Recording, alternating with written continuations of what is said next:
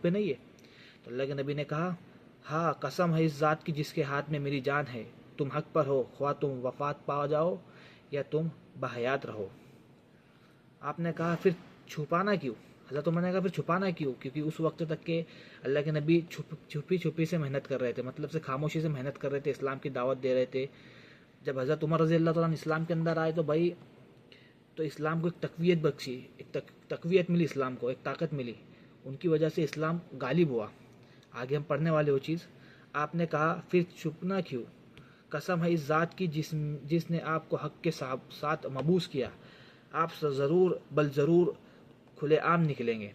اب ہم کھلے عام نکلیں گے، ہم کھلے عام دعوت دیں گے۔ مطلب حضرت عمر رضی اللہ عنہ اللہ کے نبی کو ڈائریکٹ بول رہے کہ اب ہم کھلے عام دعوت دیں گے۔ ایسا لگتا ہے کہ آپ صلی اللہ علیہ وسلم کو ایسا احساس ہو گیا تھا کہ اعلانیہ دعوت کا وقت آ گیا ہے اور اسلامی دعوت اتنی طاقتور ہو چکی ہے کہ خود اپنا دفاع کر سکے۔ مطلب اس وقت تک کہ اتنی پاورفل ہو گئے تھے کہ آپ دفاع کر سکتے ہیں، کوئی اگر ہمارے ساتھ کوئی مقابلے کے لیے آیا تو انشاءاللہ ہم مقابلہ کر سکتے اس پاور۔ مطلب حضرت عمر کے آنے کے بعد اس طریقے کا سینیریو ہو گیا تھا بھائی، الحمدللہ۔ چنانچہ آپ صلی اللہ علیہ وسلم کو اعلانیہ دعوت کی اجازت مل گئی۔ آپ صحابہ کے دو صفوں کے درمیان نکلے، ایک میں عمر تھے اور دوسرے میں حمزہ، وہ گرد آلود ہو گئے تھے۔ آپ صلی اللہ علیہ وسلم مسجد میں داخل ہوئے، جب قریش نے آپ کے ساتھ عمر اور حمزہ رضی اللہ تعالیٰ عنہ کو دیکھا تو انہیں اس قدر تکلیف ہوئی کہ اتنی تکلیف کبھی نہیں ہوئی تھی، الحمدللہ۔ اس دن آپ صلی اللہ علیہ وسلم نے عمر رضی اللہ عنہ کو فاروق کا لقب دیا، اسی دن اللہ کے نبی نے حضرت عمر رضی اللہ عنہ کو فاروق کا لقب دیا۔ اللہ تعالیٰ نے عمر فاروق رضی اللہ عنہ کو قبول اسلام کے ذریعے سے اسلام اور مسلمانوں کو قوت بخشی، جیسے کہ میں نے آپ کو پہلے بتایا۔ آپ بہت نڈر آدمی تھے، اس بات کی بالکل پرواہ نہ کرتے تھے کہ میرے پیچھے کیا ہو رہا ہے، اس بات کا بالکل سوچتے نہیں، اگر میں نے بول دیا اس کے بعد کیا ہوا، اس کے پیچھے کیا ہوا، نو میٹر۔ آپ اور حمزہ رضی اللہ تعالیٰ عنہ کے ذریعے سے دیگر اسباب رسول صحابہ صلی اللہ علیہ وسلم محفوظ ہوئے، آپ کی وجہ سے، اور حضرت عمر رضی اللہ تعالیٰ عنہ اور حضرت حمزہ رضی اللہ عنہ کی وجہ سے دوسرے جو صحابہ تھے وہ محفوظ ہو گئے۔ مطلب کچھ صحابہ نا، موسٹلی جو صحابہ تھے وہ اس وقت میں غلام ہوا کرتے تھے، اپنے آقاؤں کی سننا پڑتی تھی، بٹ جب حضرت عمر اور حضرت حمزہ رضی اللہ تعالیٰ عنہ ایمان کے اندر آئے تو دوسرے صحابہ بھائی وہ محفوظ ہو گئے۔ کوئی اگر غلام کے اوپر پرسیکیوشن کرنا چاہے پر وہ ڈر کی وجہ سے، حضرت عمر اور حضرت حمزہ کے ڈر کی وجہ سے غلام کے اوپر ظلم نہیں کرتے تھے۔ اس پرسپیکٹیو سے بولا گیا ہے شاید کہ صحابہ محفوظ ہو گئے۔ سیدنا عمر بن خطاب رضی اللہ تعالیٰ عنہ نے مشرکین کو چیلنج کیا، ان سے لڑائی کی، یہاں تک کہ کعبہ میں خود اور آپ کے ساتھ دوسرے مسلمانوں نے نماز پڑھی۔ جب حضرت عمر رضی اللہ تعالیٰ عنہ ایمان کے اندر آئے، اسلام قبول کیا، اس وقت کے اس کے بعد سے حرم کے اندر اوپنلی نماز پڑھی گئی بھائی، اوپنلی دین کی دعوت دی گئی۔ From this we can understand the venue and the power of Hazrat Umar رضی اللہ تعالیٰ عنہ، عمر خطاب رضی اللہ تعالیٰ عنہ۔ اللہ نے بہت خوبصورت اور بہت نڈر اور بہت بہادر ایک سپہ سالار دیا، ایک خلیفہ دیا، خلیفہ سیکنڈ بھی بھائی، سیکنڈ خلیفہ جو خلیفہ راشدین ہمارے چار، حضرت ابو بکر ہوئے، حضرت عمر رضی اللہ تعالیٰ عنہ ہوئے، حضرت علی رضی اللہ تعالیٰ عنہ، حضرت عثمان، سوری 3 نمبر پہ حضرت عثمان رضی اللہ تعالیٰ عنہ اور 4 حضرت علی رضی اللہ تعالیٰ عنہ۔ سیدنا عمر بن خطاب رضی اللہ تعالیٰ عنہ اسلامی دعوت کے دشمنوں کو ممکن تکلیف دینے کی کوشش مند تھے، مطلب جو اسلام کی دعوت دینے سے روکتے تھے ان کو ہر طریقے کی تکلیف دینا چاہتے تھے حضرت عمر رضی اللہ تعالیٰ عنہ۔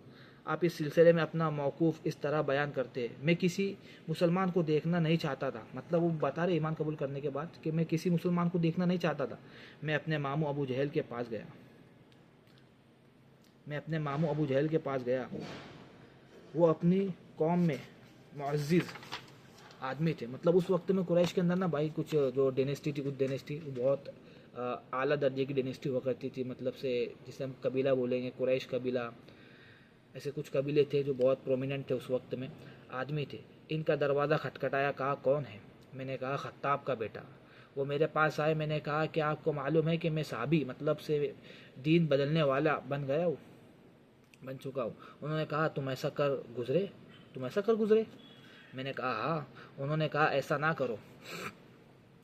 میں نے کہا کیوں نہیں؟ انہوں نے پھر کہا ایسا نہ کرو اور مجھے چھوڑ کر اندر سے دروازہ بند کر لیا۔ میں نے کہا یہ تو کوئی بات نہ ہوئی۔ پھر قریش کے سرداروں میں سے دوسرے آدمی کے پاس گئے، مطلب حضرت عمر رضی اللہ عنہ، بہت بڑی لائن ہے بھائی، تو میں آپ کو شارٹ میں بتاتا ہوں کہ حضرت عمر رضی اللہ تعالیٰ عنہ بڑے بڑے سردار کے پاس گئے اور کہا کہ میں اسلام چھوڑ چکا ہوں، میں صحابی بن گیا ہوں، مطلب میں نے اپنے جو آبا و اجداد کا دین تھا اسے چھوڑ دیا اور میں حق کے اوپر آ گیا ہوں، میں نے اسلام قبول کر لیا ہے اور میں نے اللہ کی عبادت اور رسول اللہ صلی اللہ علیہ وسلم کو نبی مان چکا ہو، مطلب میں حق کے اوپر آ گیا ہوں، اس طریقے کا وہ سین تھا۔